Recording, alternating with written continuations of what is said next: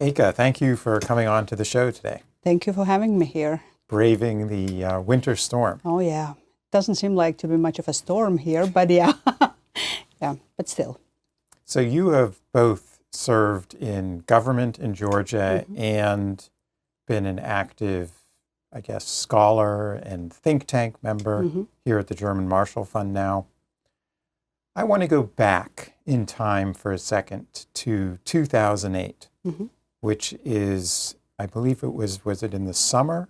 It was in the summer. It was in the summer that Mr. Putin decided that he would swallow Abkhazia and Ossetia, or Ossetia. What do you think prompted him to do that? What were the events that led up to that? And what is their significance in retrospect? If you look back, I think it's much easier for our viewers and listeners to understand the whole chain of the dynamics that led to 2008 and then what proceeded after.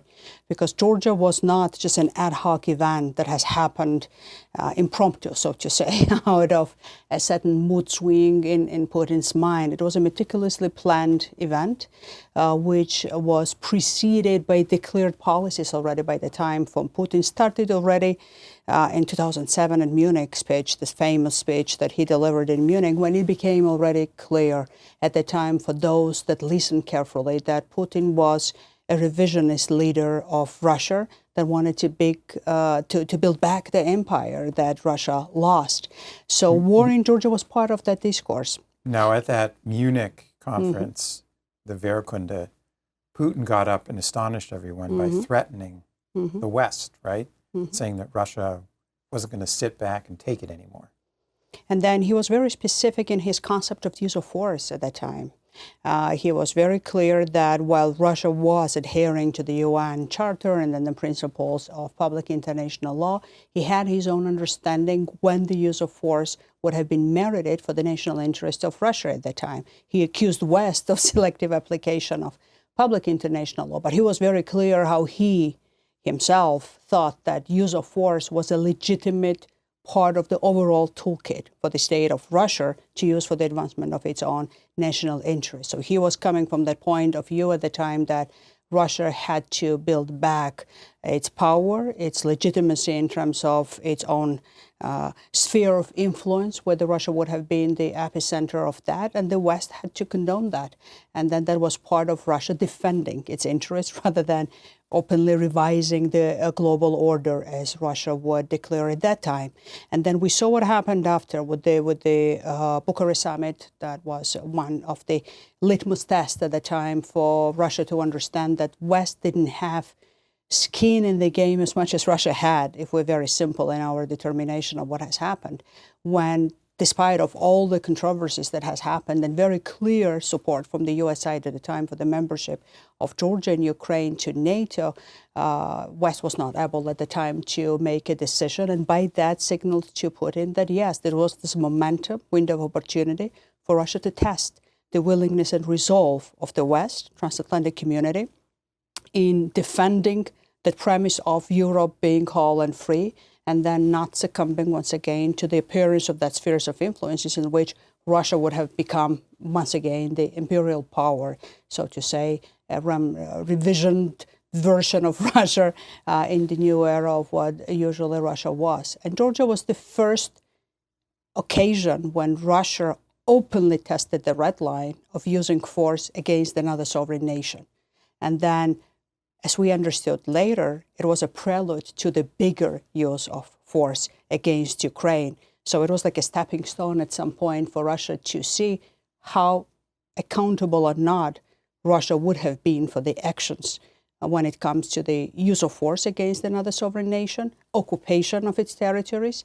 And then when Russia got away with that, pretty much unscattered, that Russia got the signal that for the bigger game that Russia had to play, in its own neighborhood, it could actually do that because the red line did not appear to be really that much of a red line. Now, did the then head of Georgia, Mikhail Saakashvili, fall into the trap laid by Putin in 2008? That's a very widespread narrative, and I guess that emerged at the time when it was very difficult for anybody in the West to admit that they misread Russia. I've been in the Foreign Service at the time prior to the war, not just during the war and after the war. And all of the effort from the side of the Georgian government at the time was to prevent actually the war. It's a very small nation. Georgia is a very small nation. We had a very proud army at the time, but very small. And most of our contingent at the time was actually in Afghanistan, not in Georgia per se. So month leading to the August already, we've had very clear signals that Russia was preparing to the war. We've had the biggest at the time, the military exercises in North Caucasus organized by Russia, and Russia, leaving its troops and all the equipment on the ground without leaving. We've had extended incidents at the time, military by nature, from so-called representatives of the local administrations, but then ultimately Russian proxies, and then with Russian support and military equipment against the settlements and then the Georgians living in the areas and outside of the areas. It will take too much time now to talk about all of what preceded the war at the time, but then we've had the biggest effort at the time that gave hope to us that the war would have been prevented was the so-called Steinmeier plan, when at that time we've had a special group of UN Secretary General's friends, as this was called, P5 countries, basically represented most of it in this discourse, that would negotiate at the time the change or monitor the developments on the ground, but then any change in negotiating platforms.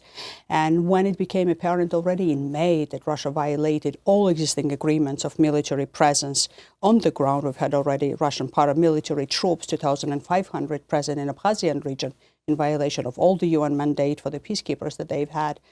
We've pleaded at the time to international community that we were unable to hold those frameworks at place because they were all with the consent of the Georgian government. So the promise at the time was that the new framework for peaceful negotiations would have been established on the ground. We've had a number of very creative ideas, but at the end of the day, it boiled down to the plan that came out from our international partners as a basis for the discussion. And then it wasn't a perfect plan to our mind, but we agreed fully to proceed with negotiations. And then the major meeting should have happened in the beginning of August, actually. And, in July already, it was the mid-July, if I recall correctly, Russians already declared that they had vacation time coming in the beginning of August, and they wouldn't participate in negotiations. And that was yet again another signal at the time that Russia was prepping to the war. So what is considered to be that we felt as Georgia, and I wouldn't make this reference to just one person, it was the whole government of Georgia that was working tirelessly at the time to prevent the war, to be resilient in this very complex situation, to any not only provocation, but then any threat that could threaten actually the existence of our sovereignty and independence as a country. And then when it came to the very sad reality, when the military forces of Russia were already powering in from the North Caucasus side of it, then the last attempt from the Georgian side, and it was under the leadership of the president of Georgia, by the way, at the time, was a unilateral ceasefire that was announced from the Georgian side, and then last plead at the time to withdraw the forces and then restart the negotiations. And unfortunately, preventative actions from international partners wasn't forceful enough at the time to, I would say, showcase to Russia that they would make that step if they would face anything as a way of accountability. And Russia understood that. Russia had a freeway at the time. So tell me, when you were foreign minister of Georgia, what were your impressions when you dealt with Russia and your counterparts? Russians are not easy to deal with, obviously, when it comes to negotiations. But then when you have talks that are straightforward, they are pretty straightforward at the time as well. We've had concrete proposals at the time when it comes to what could have been the new format of negotiations. diversification of participation of international partners, and primarily diversification of the peacekeeping forces on the ground as well. In both regions, South Ossetia and Abkhazia, the only peacekeeping forces that we've had, so-called international, were just Russian military forces.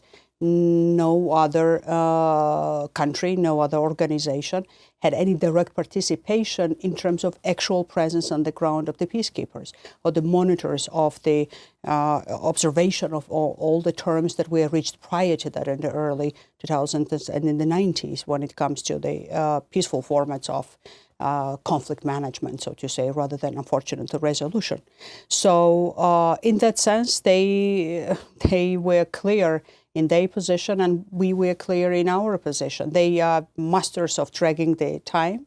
They are masters of giving no answers and giving answers when it comes to how they would treat our partners that we're traveling back and forth in Tbilisi and to Moscow as well. And then at the end of the day, the strategy, if not just the tactique that was chosen from our side, was to listen carefully to what was an acceptable compromise that we could have agreed to in terms of the formats that would have been proposed.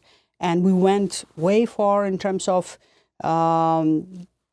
agreeing to the way how the structured negotiations would have started and then would have been potentially the outcome of that. We were eager to ensure that we would have avoided the situation in which we've ultimately found ourselves, when, unlike to what Russia claims, as if we were encouraged by Western partners to go to the war and then do this out of that promise and encouragement that we've received from different capitals of the world that we would have been helped in this endeavor, it's a complete false narrative. We've never had not only any encouragement, we've never had any potential of even beefing up our military to the degree that would have made us more successful in defensive operations, at least in the air defense. We had no air defense at the time when a war started. So how coherent in thinking any government should have been to start the war with Russia, having no air defense at all at that time. So I think at that time, part of the problem, if not the biggest part of the problem, was that nobody was ready for that war.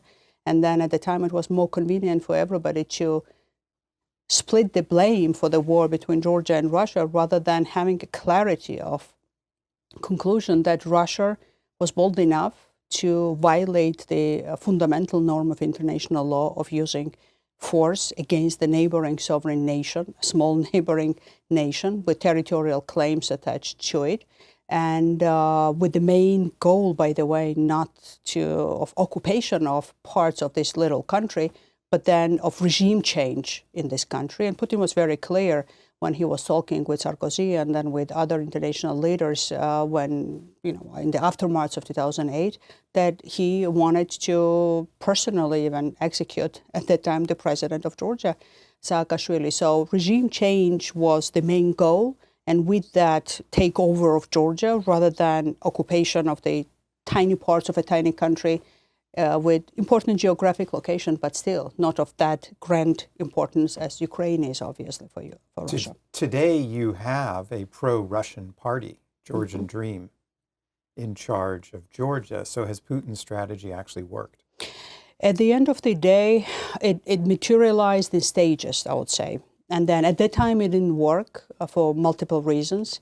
In 2008, it was an extreme difficult time for my nation at the time to withstand that pressure. It was a brief war, but it was a very intense war for a small country as Georgia. And then we've had a very realistic possibility at the time of complete takeover by Russians if the air bombardment and then, the military operations as Russia proceeding at the time would continue. So that imperfect ceasefire as it was at the time worked for the preservation of our sovereignty and independence. But the time that was bought for that to work with this brief war was due to the bravery of our soldiers and then our military that withstood very successfully at the time a very large onslaught of the Russian army in a small country as it is, Georgia. Now, at that time, we bought time in the war. During the war, we maintained our sovereignty and independence. We had a rebound in terms of economic development and then intensification of our integration processes, at least with the EU, if not NATO, in a meaningful sense, I would say, when the Eastern Association with partnership with EU became a reality, and then, if not the membership candidacy, but still it was a step forward rather than where we were with the European Union. But then Russia learned that lesson too, that it overestimated its military power when it comes to overcoming the strong will of the people to resist Russia. And it started to go back to the classics of internal undermining in terms of the polarization of the politics, supporting the political parties or the individuals that would have been connected with Russia. And then it worked perfectly at the time, so that the man who had and continues to have very close ties with Russia was able to camouflage that under the coalition power that he at the time coalesced with political opposition parties and then the leaders that were at the time too keen to get rid of the existing government at the time and never, in the best case scenario, never looked deeper with whom they were making that partnership and alliance, and then bought in the country a man who, with the help of Russians and then continuously with connections with Russia, managed to capture the state step by step with eroding the independence of different institutions, eroding the strength of the public and social coherence when it comes to acceptance of the way of governance in the way they established it in the country in a very non-democratic way. And now we have a country that is split significantly when the public, a dominant part of the public, is very pro-European, very pro-NATO, up to the 80%, according to the last public polls that have been conducted in Georgia, but finds it's impossible to get rid of the government that it didn't vote in this governing position, even with the last elections, but finds itself to be captured by the public institutions that in this ecosystem of the captured state, they managed to establish where the free will of the people doesn't matter anymore when it comes to how the governance is being arranged.